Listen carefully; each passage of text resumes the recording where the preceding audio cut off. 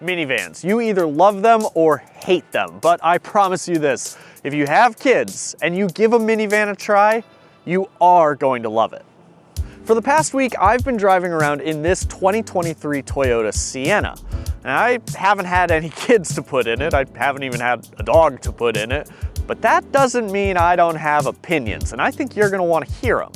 But first, don't forget to subscribe to the CarGurus YouTube channel. And if you have a car to sell, head over to CarGurus.com and consider selling it 100% online.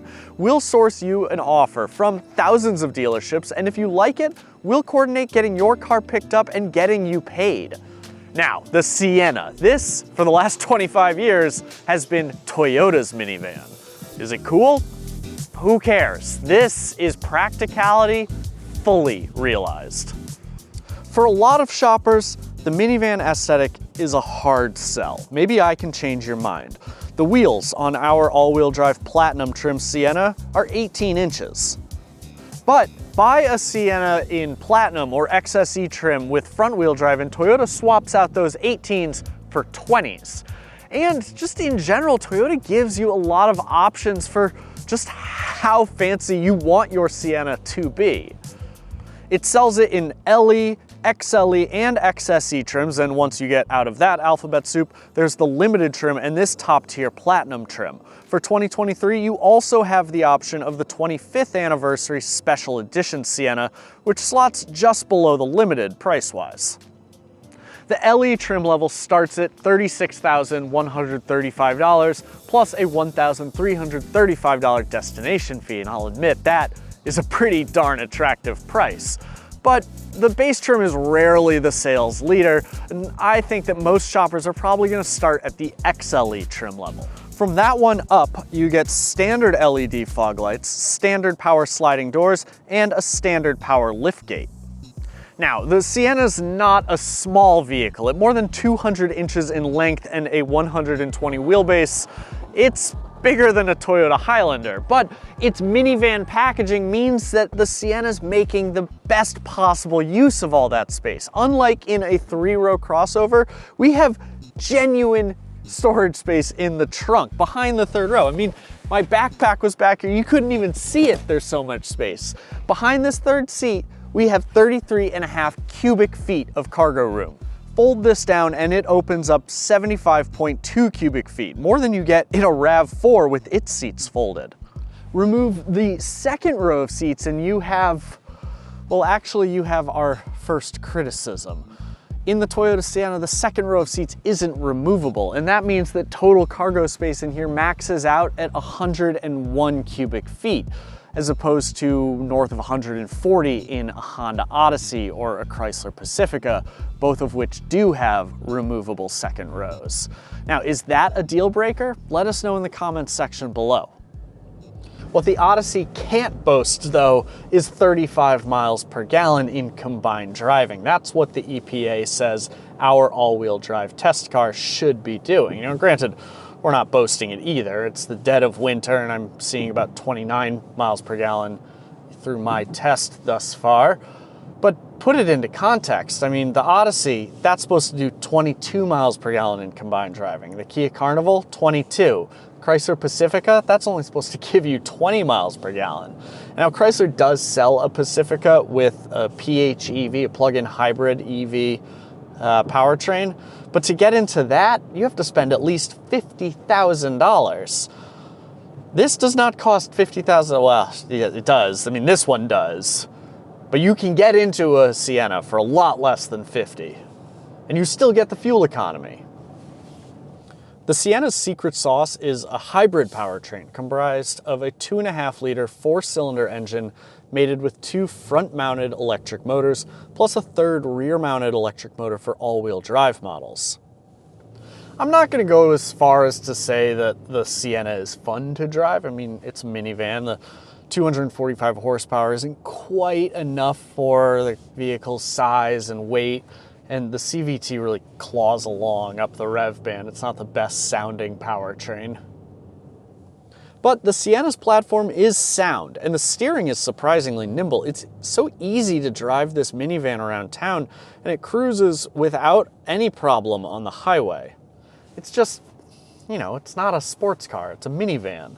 Now, I particularly like how light the steering feel is and how nimble this car feels driving around town. The turning radius is surprisingly tight for a vehicle this large. I mean, overall, it never feels like you're driving a big 7-passenger van. It feels a lot smaller than that.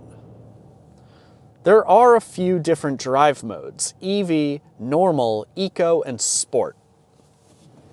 I would recommend just keeping it in normal mode because eco mode extends the simulated gears in the CVT a bit too much and it dampens the throttle response way too much. And then EV mode is largely useless unless you're driving 12 miles per hour, 300 yards at a time. I could not get EV mode to not engage the gas engine every time I tried to drive that way. And then, well, sport mode is not going to convince you that you're not driving a minivan. So normal mode it is. What might convince you, at least in the more expensive trims, is the Sienna's interior. Our brown leather upholstery is beautiful and feels super high quality. Similarly, I love the wood grain accent on the center console. It's definitely fake, but I don't care. I think it looks really nice anyways. And then the storage solutions in the Sienna are brilliant. I mean, you can fit so much in this car, so it just kicked on. So first off, we have big space underneath the center console. I mean, this is big enough for a big bag, a big purse, and then there's this shelf that runs all the way over here, which we've got a wireless charging pad here, but it runs all the way to the other side there in front of the front passenger. You can put a phone on there, and it's got a nice lip so that things won't come flying off.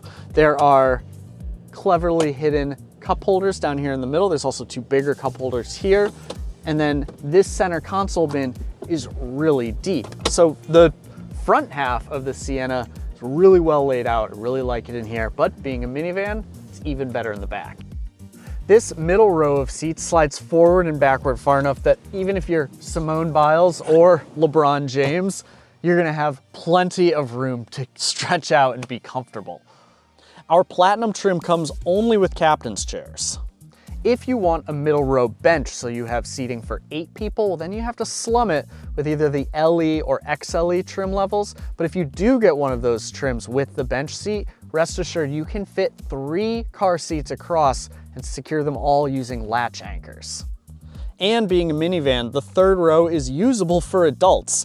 Not short adults, not adults with short legs, but genuine adults. I'm a touch under 6 feet tall, maybe a little more than a touch under 6 feet tall, and I have no complaints back here. With regards to tech, Toyota's interface is a touch behind the times, but the overall usability remains high. I love the hard buttons for navigating through the menus, although I don't like that I need to hit menu in order to get to Android Auto. That can be resolved by having the various tiles for Android Auto related functions navigate into Android Auto, but they don't. For instance, if I press the audio tile from the home screen when I'm playing music through Spotify on my phone, well, it doesn't take me to Spotify in Android Auto. Instead, it takes me to Toyota's music player. And that's a little frustrating, but otherwise, there's not a lot to complain about here. I mean, the 9-inch screen sounded a little small to me on paper, but in real life, it doesn't look undersized, and the JBL sound system actually sounds pretty good. Now, the Sienna is a little light on some of the more gimmicky features that we see more and more on family haulers. We demoed an in-car intercom in our Kia Telluride versus Hyundai Palisade comparison video, but that doesn't exist here. There are also rear seat monitoring cameras in cars like the Chrysler Pacifica or the Jeep Grand Cherokee L, but that doesn't exist in the Sienna either. Now, what the Sienna isn't short on is advanced driver assistance systems. These are incredibly important safety features that are even more important when you're driving a minivan with your family in it. I'm happy to say that the Sienna is loaded with them. There's automatic emergency braking with pedestrian detection, there's lane departure warning with steering assist, adaptive cruise control, blind spot monitoring with rear cross traffic alert, auto high beams. It's all standard on every Sienna. It should not come as any surprise that the 2023 Sienna received 5 stars in the NHTSA's crash tests, or that the mechanically identical 2022 model received a Top Safety Pick Plus designation from the IIHS. When it comes to safety, Toyota doesn't mess around. Having kids is expensive, and I don't just mean in terms of diapers and daycare and the eventual Disney Plus subscription. The Toyota Sienna has also gone up in price since the 2021 model I last tested.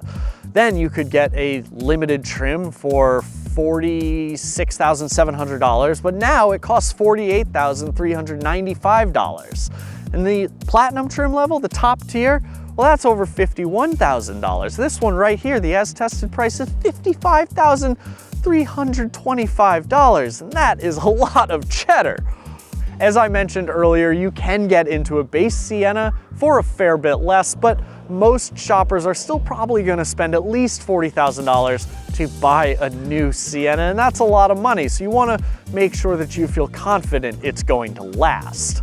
When I was in high school, as soon as my friends started getting their driver's licenses, their mom and dad would go out and they would buy themselves something that didn't have 7 seats and sliding doors, but they wouldn't sell their van. No, they spent way too much just to get rid of it.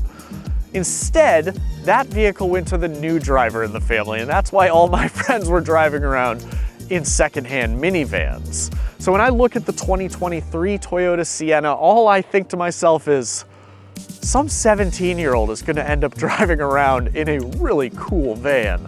Thanks for watching. Has Toyota sold you on minivan life, or would you rather drive a 3-row crossover? Let us know in the comments section below, and don't forget to subscribe to the CarGurus YouTube channel. We'll see you next time.